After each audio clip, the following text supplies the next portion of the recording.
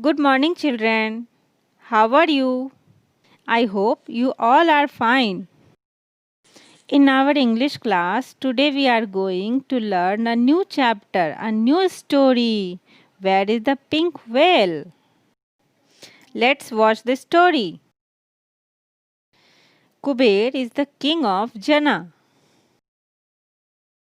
He is sitting in his court with his ministers. A short man with a white beard comes into the court. Good evening, my lord, says the man. Good evening, says the king. What can I do for you? My lord, if you give me 10,000 rupees, I can get you a pink whale, says the man. All the ministers in the court whistle when they hear this. A pink whale? No one has ever seen a pink whale.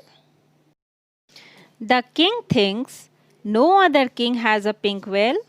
I am going to keep the pink whale in a big pink pool. The king asks, when can you bring the pink whale to me?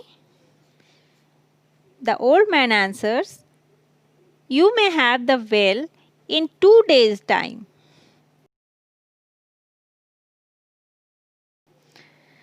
The king tells his minister to bring 10,000 rupees. He gives the money to the man. He says, if you cannot bring the whale in 2 days' time, I am going to whip you. The man takes 10,000 rupees and goes away. Next day, while taking a round of his kingdom, the king tells his minister to make a list of all the fools in his kingdom. The minister makes a list. He puts the name of the king at the top. When the king reads the list, he becomes very angry.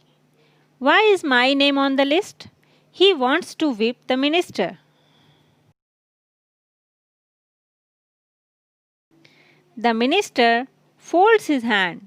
He says, I am sorry, my lord, but you gave so much money to that thief. Do you think he is ever going to come back with the pink whale? The king asks, what if he brings the whale?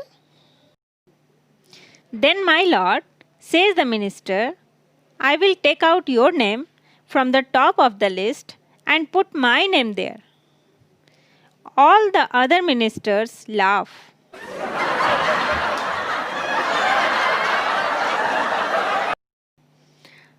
So, children, what you have learned from this story is that we should think wisely before taking any decision.